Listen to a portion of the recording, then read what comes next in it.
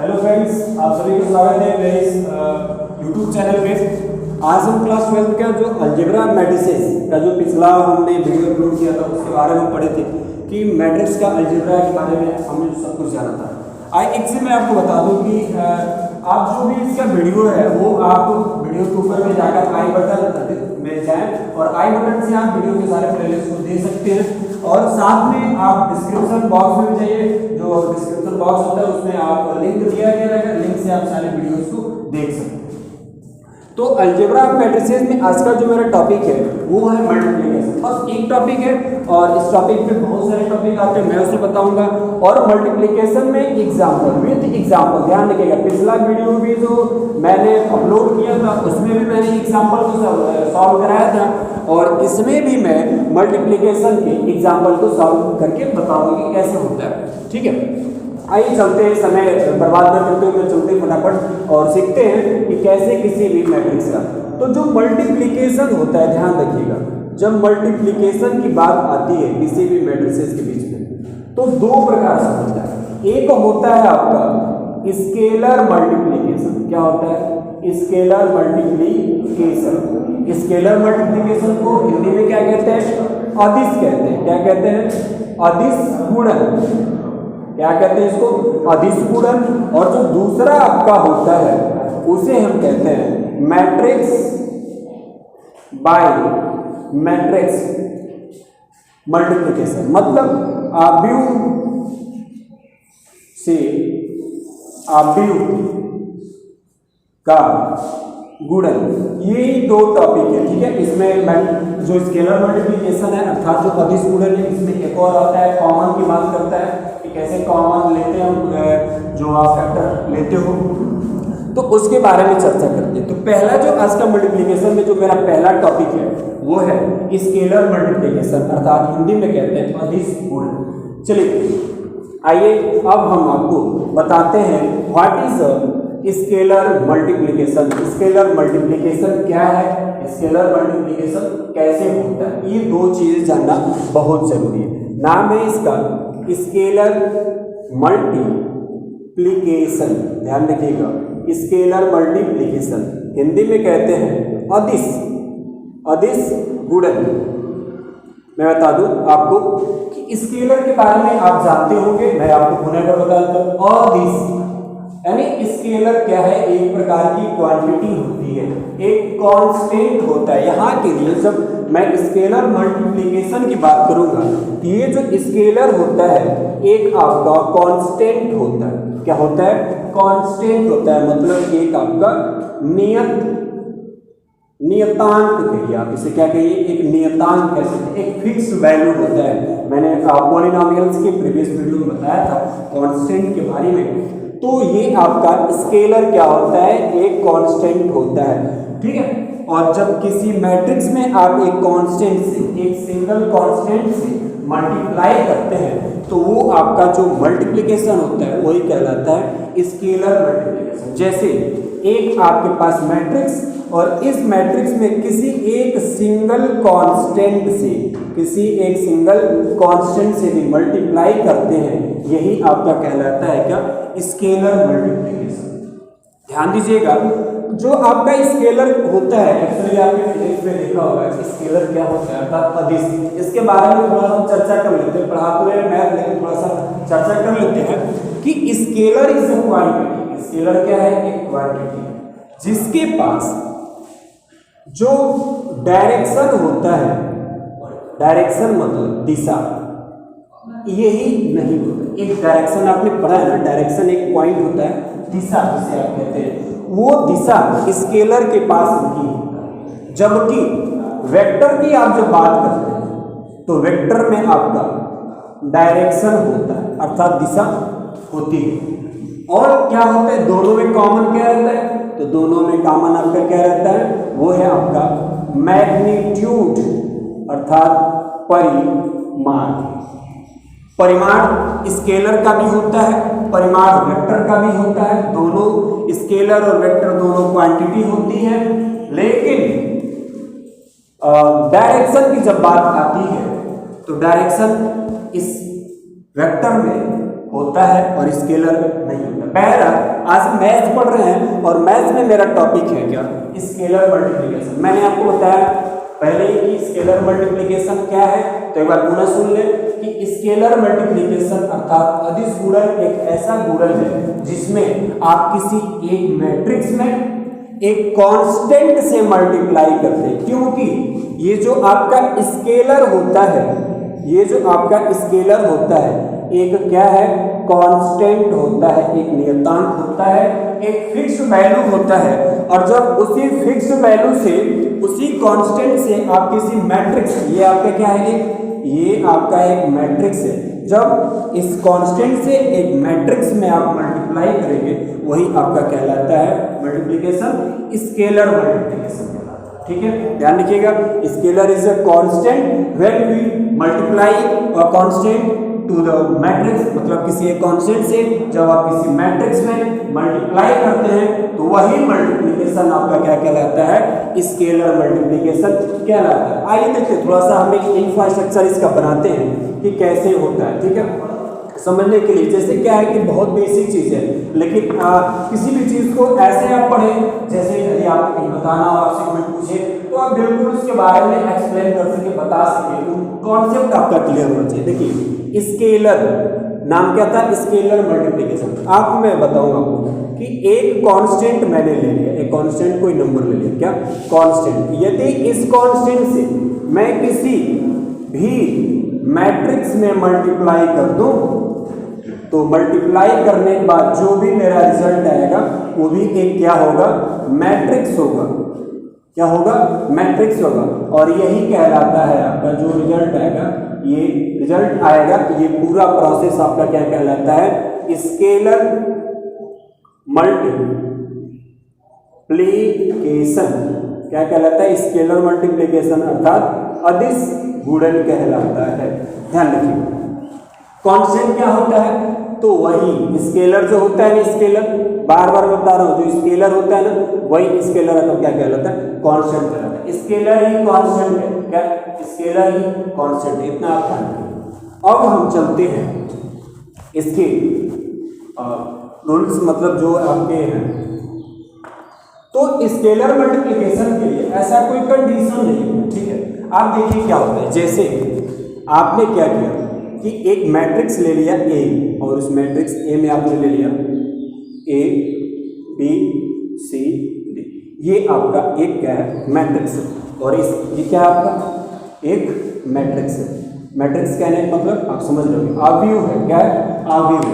आइए इसके ऑर्डर को हम देखते हैं, 1 रो और एक 2 रो। कितने रो हैं, 2 रो हो गए और एक 2 कॉलम। 2 by 2 ऑर्डर का एक मैट्रिक्स है, अर्थात ये कैसा, जहां रो और कॉलम का नंबर बराबर हो तो मैट्रिक्स स्क्वायर मैट्रिक्स में आता है। ठीक है, इस मैट्रिक्स में यदि मैं, ध्यान रखिएगा, यदि इस मैट्रिक्स में मैं यहाँ पर एक के से मल्टीप्लाई करूँ, किससे मल्टीप्लाई करूँ, के, मैं इसको कैपिटल ले आऊँ के से, तो देखिए क्या होगा, इस के से जब मल्टीप्लाई करते हैं, अर्थात के फॉर क्या है यहाँ पर, के इज अ कांस्टेंट, और यही पूरा रिजल्ट जब आएगा तो कहलाएगा स्केलर मल्टीप्लिकेशन।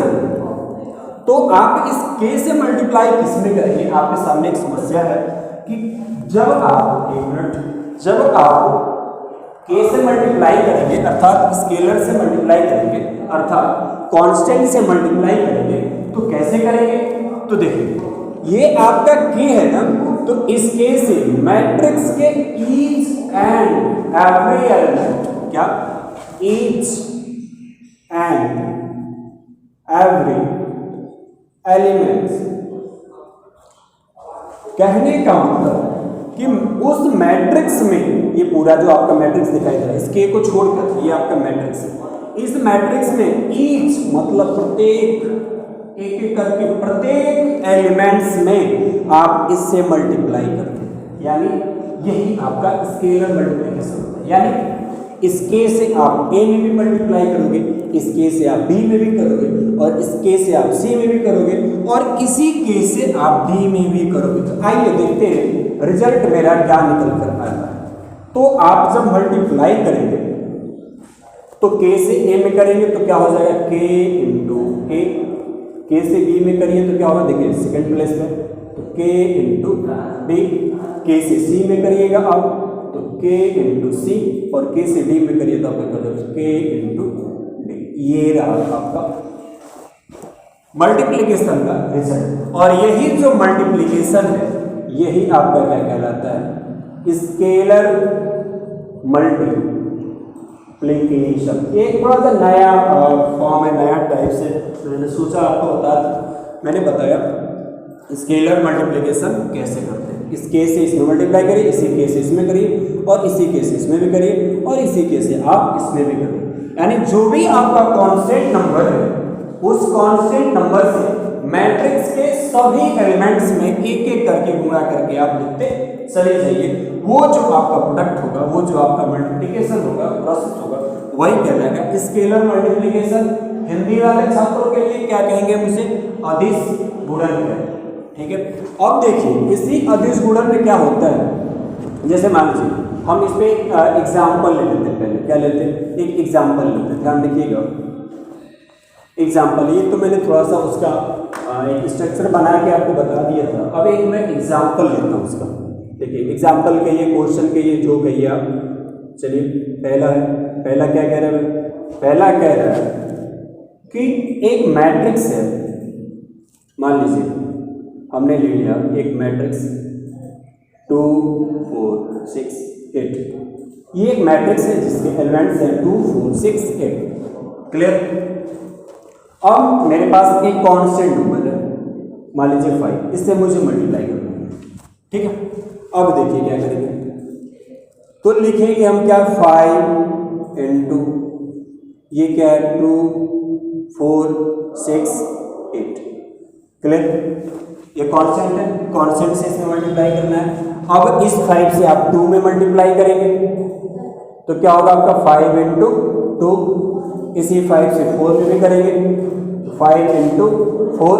इसी 5 से 6 में भी करेंगे तो 5 इंटू 6, और इसी 5 से आप 8 में भी करेंगे तो 5 इंटू 8। आपने क्या देखा कि जो कांस्टेंट था उससे हमने मैट्रिक्स के प्रत्येक एलिमेंट में गुणा किया। जो भी एलिमेंट्स रहे, जो भी आइटम रहे मैट्रिक्स के, सब में हमने क्या किया, इस कांस्टेंट से गुणा किया। अब ऐसा गुणा करके आप क्या कर सकते हैं, इसका रिजल्ट लिख सकते हैं। उसका रिजल्ट क्या होगा देख लीजिए, मैं यहाँ पे लिख दे रहा हूँ 5 2 जा 10, 5 4 जा 20, 5 छक्के ये आपका 30 हो गया, और 5 इंटू 8 आपका क्या हो गया 40। ये रहा आपका इस क्वेश्चन का आंसर, ये है आपका आंसर। यही आपका क्या कहलाता है, पूरा स्केलर मल्टीप्लिकेशन कहलाता है, अर्थात आप क्या कह सकते हैं, अदिश गुणन कहते हैं। ये तो रहा आपका अदिश गुणन, लेकिन एक्चुअली अब इसके बाद जो आपका टॉपिक है वो होता है मैट्रिक्स बाय मैट्रिक्स। यानी जब आपके पास कोई 2 मैट्रिक्स मिल जाएंगे और किसी एक मैट्रिक्स का दूसरे मैट्रिक्स के साथ मल्टीप्लाई करना होता है, तो कैसे करते हैं, कब करते हैं, कब करेंगे, कब नहीं करेंगे, तमाम सारे प्रश्न आपके खड़े होते हैं। और आइए अब इन सभी प्रश्नों पर हम चर्चा करते हैं कि किसी भी 2 मैट्रिक्स का मल्टीप्लिकेशन, किसी 2 अवयव का गुणा हम कैसे करेंगे, एक दूसरे का गुणा हम कैसे करेंगे, क्या क्या शर्तें होनी चाहिए, क्या क्या आपके कंडीशन होने चाहिए। तो आइए देखते हैं। सबसे पहले हम मैट्रिक्स बाय मैट्रिक्स लिखते हैं। क्या, matrix bye matrix, matrix bye matrix multiplication, यानी एक मैट्रिक्स से दूसरे मैट्रिक्स में मल्टीप्लिकेशन। अभी तक आपने एक मैट्रिक्स से दूसरे मैट्रिक्स में नहीं पढ़ा, स्केलर पढ़ा, यानी किसी एक कांस्टेंट से किसी एक मैट्रिक्स में गुणा करना कैसे किया। अब आप क्या पढ़ेंगे कि किसी एक मैट्रिक्स से किसी दूसरे मैट्रिक्स में कैसे गुणा करें, ये आपको पढ़ना। क्लियर। यदि आपके पास कोई एक मैट्रिक्स दे दिया जाए, जैसे मान लीजिए कोई भी मैट्रिक्स हो, तो पहले आप ये समझ लीजिए कि जब मैट्रिक्स का मल्टीप्लिकेशन होता है तो कुछ कंडीशन होते हैं, कुछ कंडीशन होते हैं। कंडीशन क्या क्या होते हैं, कब हम मैट्रिक्स और मैट्रिक्स का मल्टीप्लिकेशन करते हैं, तो हम आज एक बात मैं और आपसे मैं पुनः बता रहा हूँ कि आप इस चैनल के जो आई बटन है वहाँ पे जाकर आप क्लिक करके जो प्रीवियस वीडियो अपलोड किए गए इंट्रोडक्शन के टाइप्स के और जो भी इसके पहले के एडिशन सब्ट्रैक्शन का अपलोड किया गया है, आप डिस्क्रिप्शन बॉक्स से भी जाकर लिंक क्लिक करके पा सकते हैं और उसे जरूर देखिए, क्योंकि प्रीवियस वीडियो जब तक आपका क्लियर नहीं रहेगा हो सकता है कि यहाँ पे थोड़ी कंडीशन हो। तो हमने प्रीवियस वीडियो में बताया था एडिशन और सब्ट्रैक्शन और इक्वलिटी। क्या क्या बताया था?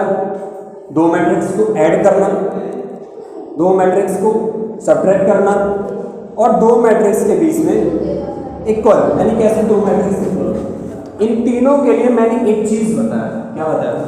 बताया ये था कि ऑर्डर सेम होना चाहिए, ये कंडीशन फॉलो हुआ था। ऑर्डर क्या होना चाहिए? सेम होना चाहिए। तो ये इसके लिए भी था, इसके लिए भी था और इसके लिए भी था। लेकिन इक्वल वाले में एक और कंडीशन था कि रिस्पेक्टिव एलिमेंट इक्वल होने चाहिए। चलिए आप देख लीजिएगा, मैंने रिस्पेक्टिव एलिमेंट के बारे में डीपली मैंने बताया वीडियो में, आप उसे जरूर देखेंगे। तो ये पहले ये जो आपका था कंडीशन, ये तो सब तीनों के लिए था, यानी कॉमन था। ऑर्डर सेम, एडिशन में भी जब किसी दो मैट्रिक्स को ऐड करेंगे ऑर्डर सेम होना चाहिए दोनों मैट्रिक्स का, सब्ट्रैक्शन करेंगे दोनों मैट्रिक्स का ऑर्डर सेम होना चाहिए। यदि इक्वल दिखाना है तो भी दोनों मैट्रिक्स का ऑर्डर क्या होना चाहिए? सेम होना चाहिए। लेकिन जब आप मल्टी मैट्रिक्स और मैट्रिक्स के मल्टीप्लिकेशन की बात करते हैं, मैट्रिक्स और मैट्रिक्स के मल्टीप्लिकेशन की बात करते हैं, तो वहां पर क्या होता है? ऑर्डर सेम हो या नहीं हो, फिर भी मल्टीप्लाई होता है। क्या है? ऑर्डर सेम हो या ना हो फिर भी मल्टीप्लाई। लेकिन ये आपका रूल पूरा सही नहीं है, इसमें एक कंडीशन होता है और कंडीशन क्या होता है अब मैं आपको बता रहा हूँ। ऑर्डर सेम हो या ना हो इससे मुझे कोई मतलब नहीं है, लेकिन एक्चुअली होना क्या चाहिए? होता ये है कि पहले मैट्रिक्स का, ध्यान रखिएगा, पहले मैट्रिक्स का कॉलम एवं दूसरे मैट्रिक्स का रो की संख्या बराबर होनी, क्या होनी चाहिए?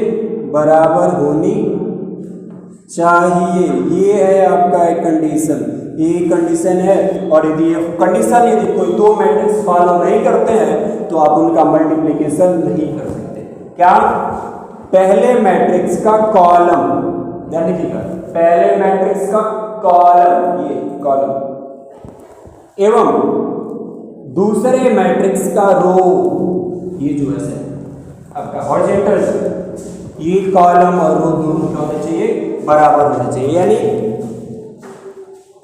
Number of column of first matrix equal to number of row of the second matrix. ठीक है, यानी number of column of first matrix, यानी पहले मैट्रिक्स का नंबर ऑफ कॉलम, यानी पहले मैट्रिक्स का नंबर ऑफ कॉलम और दूसरे मैट्रिक्स का नंबर ऑफ रो, ये दोनों क्या होने चाहिए? बराबर होने चाहिए। आप इसे नोट कर लेंगे जरूर, ये आपका रूल, पहले मैट्रिक्स का कॉलम की संख्या और दूसरे मैट्रिक्स के रो की संख्या क्या होनी चाहिए? बराबर होनी चाहिए। तभी आप जाकर क्या कर सकते हैं? मल्टीप्लाई कर सकते हैं। इसे आप नोट कर लीजिएगा, मैं देखिए बताता हूं कैसे। एक बात देखिए, मान लीजिए आपके पास कोई दो मैट्रिक्स हो, ठीक है, यदि आपके पास कोई दो मैट्रिक्स हो और यदि पहले मैट्रिक्स का, ये आपका पहला मैट्रिक्स है, मान लीजिए कोई मैट्रिक्स हो, यदि इसका ऑर्डर मान लीजिए है आपका 2/3, क्या है? 2/3, तो ये आपका क्या है? रो है और ये आपका क्या है? कॉलम। और दूसरे मैट्रिक्स में दूसरे मैट्रिक्स में यदि एक ऑर्डर दे दिया जाए 3/4, चलिए मैं 3/2 ही ले लेता हूँ, 3/2। अब आप देखिए ये क्या हो गया, रो, और ये क्या हो गया आपका कॉलम, ठीक है। यानी इसे आप क्या कह सकते हैं, इसे आप m कहते हैं तो m इंटू n, और इसे भी आप m कहते हैं तो ये m इंटू n। लेकिन देखिए ये पहले मैट्रिक्स क्या है ना, कि चलिए हम m1 और n1 कर लेते हैं, और ये दूसरे मैट्रिक्स क्या है तो इसको हम m2 और n2 कर लेते हैं, कोई दिक्कत नहीं है। तो हमने क्या बताया कि पहले मैट्रिक्स का कॉलम की संख्या, पहले मैट्रिक्स के कॉलम की संख्या, दूसरे मैट्रिक्स के रो की संख्या यदि बराबर है तो मैट्रिक्स का मल्टीप्लिकेशन एक दूसरे में हो सकता है। देखिए तो पहले मैट्रिक्स है और इसका ऑर्डर क्या है 2/3, तो इस ऑर्डर में आपको चेक करना है कि कॉलम कितने हैं। तो कॉलम कितने हैं आपके 3 कॉलम, पहले मैट्रिक्स में कॉलम क्या है आपका 3। अब दूसरे मैट्रिक्स का ऑर्डर देखिए क्या है 3/2, तो इसका कॉलम तो 3 हो गया, और इसका कॉलम किसके बराबर होना चाहिए, तो दूसरे मैट्रिक्स के रो से। तो इसका रो कितना है आपका 3 है, अर्थात इसका कॉलम 3 है और दूसरे मैट्रिक्स का रो 3 है, तो दोनों बराबर है, तो आप इस दूसरे का मल्टीप्लिकेशन कर सकते हैं। अब देखिए बाय एग्जाम्पल हम थोड़ा सा इसको समझते हैं, ठीक है, कैसे मैट्रिक्स और मैट्रिक्स का मल्टीप्लिकेशन होता है। एग्जाम्पल के माध्यम से इसे समझ लेते हैं। मैं एक चीज़ और बताऊंगा, आप वीडियो पर बने रहिएगा, आप जरूर देखिएगा ध्यान से। एक चीज़ बताऊंगा और आपके लिए बहुत ही इम्पोर्टेंट चीज़ ये है कि आपके पास एक मैट्रिक्स आ गया, मान लीजिए 2 4 6 8 5 10, ये आपके पास एक मैट्रिक्स है, क्लियर। इस मैट्रिक्स का नाम मैंने रख दिया A, और मैं एक यहीं पर दूसरा मैट्रिक्स ले लेता हूँ। चलिए इसका ऑर्डर पहले लिख लेते हैं। ऑर्डर क्या है इसका 1 2, क्या है रो 2 है, और 1 2 3, कॉलम कितना है 3 है। दूसरा मैट्रिक्स हम ले लेते हैं। दूसरा मैट्रिक्स क्या है भाई, चलिए इसमें हम ले लेते हैं 2 5 6 8 9 और 4। ये अब देखिए क्या होगा, ये ऑर्डर है आपका 2/3 का, और यहां पर इसका ऑर्डर चेक करिए तो 1 रो 2 रो और 3 रो, और कॉलम 1 कॉलम और एक 2 कॉलम। आप क्या देख रहे हैं, हमने आपको कंडीशन बताया था, एक कंडीशन कि पहले मैट्रिक्स का नंबर ऑफ कॉलम बराबर होना चाहिए किसके, फर्स्ट मैट्रिक्स का, फर्स्ट की बात कर रहा हूं, पहले मैट्रिक्स का नंबर ऑफ कॉलम बराबर होना चाहिए नंबर ऑफ रो किसके, दूसरे वाले मैट्रिक्स का। यानी पहले मैट्रिक्स का कॉलम की संख्या बराबर होनी चाहिए दूसरे मैट्रिक्स के रो की संख्या से। चलिए चेक करिए, पहला मैट्रिक्स है, कॉलम और रो की संख्या आप यहां से भी जान सकते हैं बाय ऑर्डर, और आप ऐसे भी देख सकते हैं। देखिए कॉलम यहाँ पर कितना दिया है, ये रो होता है, और ये क्या है आपका कॉलम। कॉलम यहाँ पर आपका 3 है, और इसका क्या रो की बात कर रहा है, रो क्या है यहाँ इसका 3, ये दोनों बराबर है। अब इन दोनों का मल्टीप्लिकेशन A × B आप क्या कर सकते हैं, निकाल सकते हैं।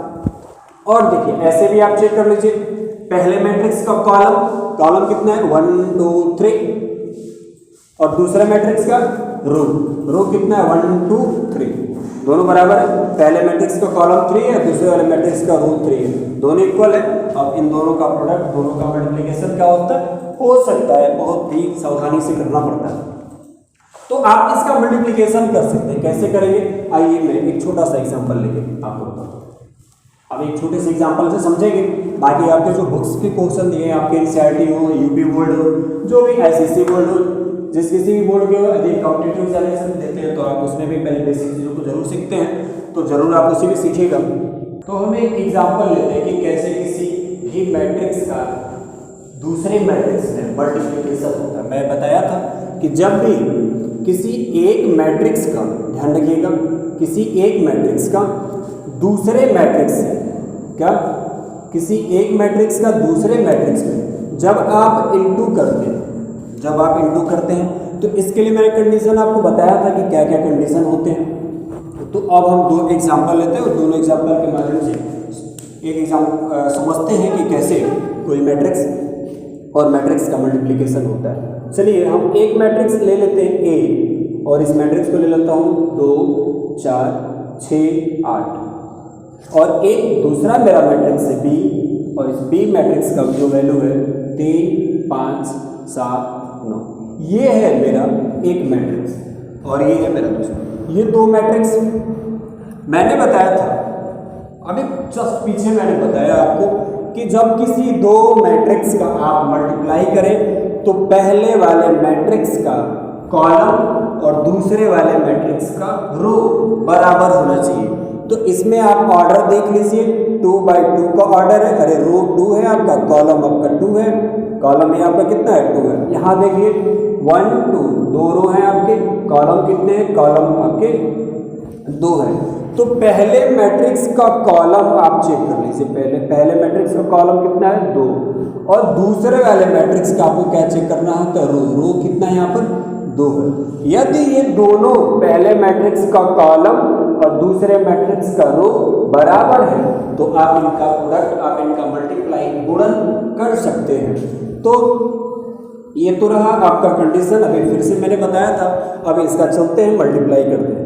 मल्टीप्लाई करने के लिए देखिए क्या करते हैं कि रिस्पेक्टिव एलिमेंट ही मान लीजिए आप रिस्पेक्टिव एलिमेंट में मल्टीप्लाई करते हैं, पर कैसे वो रिस्पेक्टिव एलिमेंट कैसे होंगे यहाँ पर देखना पड़ता है। जैसे इसका जो रो होता है पहले मैट्रिक्स का रो, ध्यान रखिएगा पहले मैट्रिक्स का जो रो होता है उसका मल्टीप्लाई दूसरे मैट्रिक्स के कॉलम से करते हैं, दूसरे मैट्रिक्स के कॉलम से करता है यानी रो बाय कॉलम। मल्टीप्लाई कैसे होता है, रो में किससे मल्टीप्लाई करते हैं, कॉलम से मल्टीप्लाई। पहले मैट्रिक्स का रो होता है उसका मल्टीप्लाई किसमें होता है, दूसरे वाले मैट्रिक्स के कॉलम में मल्टीप्लाई। चलिए देखते हैं, ये है आपका a इंटू बी।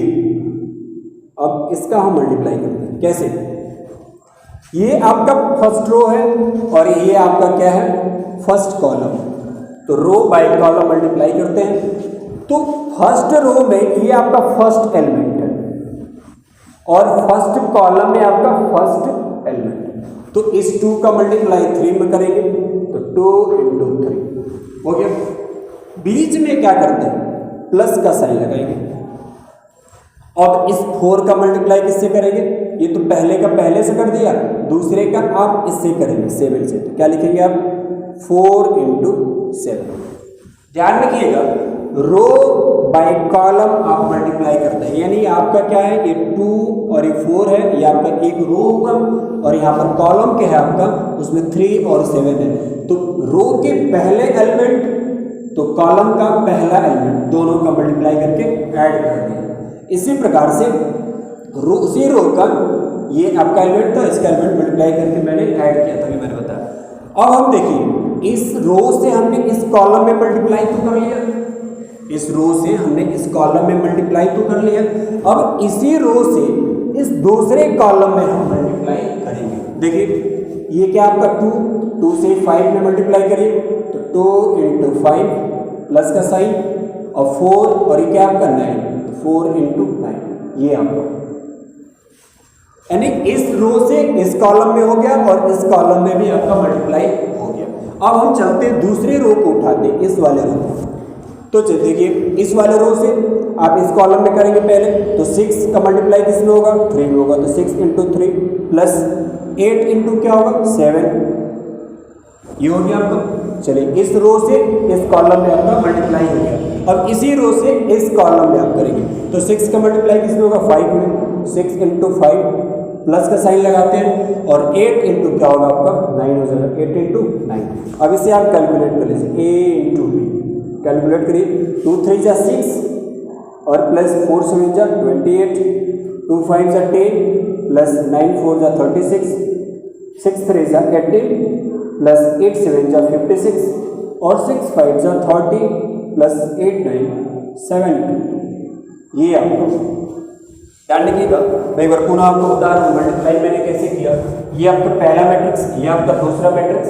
पहले मैट्रिक्स का एक रो है और दूसरे मैट्रिक्स का आपका क्या है, कॉलम है। ध्यान रखिएगा, मल्टीप्लाई जब भी होता है रो बाय कॉलम मल्टीप्लाई होता है। ये रो और ये बाय कॉलम मल्टीप्लाई जब भी आप करेंगे तो एक मैट्रिक्स का रो और दूसरे मैट्रिक्स का कॉलम ही पिकअप करते हैं, उठाते हैं और उसी से मल्टीप्लाई करते हैं।